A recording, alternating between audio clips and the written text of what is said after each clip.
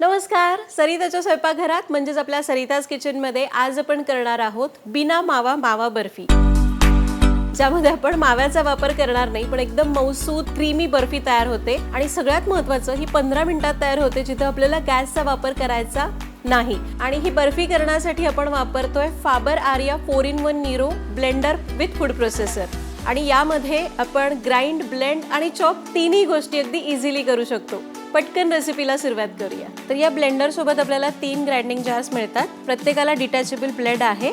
यातला हा मोठा जार आहे, आपण वापरूया। साखर घेतली आहे अर्धा ते पाऊण कप, थोडीशी वेलची घेतलेली आहे, तिला आधी बारीक करूया। आता याला 2 स्पीड आणि पल्स मोड आहे, आपण सुरुवातीला एका स्पीडवर करू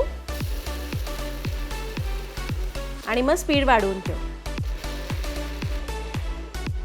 तर साखर बारीक करून घेतली आहे। आता आपल्याला काय करायचंय, हा फूड प्रोसेसरचा ग्राइंडिंग जार आहे, याच्यामध्ये आपण ही साखर काढू। आता यामध्येच घालूयात डेसिकेटेड कोकोनट, अर्धा कप मिल्क पावडर। जी बर्फी आहे त्याला छान असं क्रीमी टेक्स्चर ही देईल। साधारण 100 ते 150 ग्रॅम पनीर। याला बंद करूया। आता याला ब्लेंड करूया। तर सेफ्टीसाठी याला पुश अँड लॉक कंट्रोल्स दिलेले आहेत, याला चर्न करू।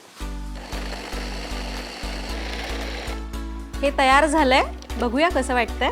आणि हे घ्या, हे झालं सुद्धा, मस्त बारीक झालेलं आहे, बाइंडिंग आलेलं आहे। तर याला मिक्सिंग बोल मध्ये काढून घेतलं, पण बर्फी अशी नको, थोडी शाही पाहिजे। हे केशराचं दूध यामध्ये घालूया, म्हणजे याने रंग छान येईल, शिवाय थोडंसं बाइंडिंग पण येईल। सोबतच कापलेला सुका मेवा घालूया, काजू, बदाम, पिस्ते जे आवडतात ते घाला आणि याला मिक्स करू। त्याचे छोटे छोटे रोल करूया।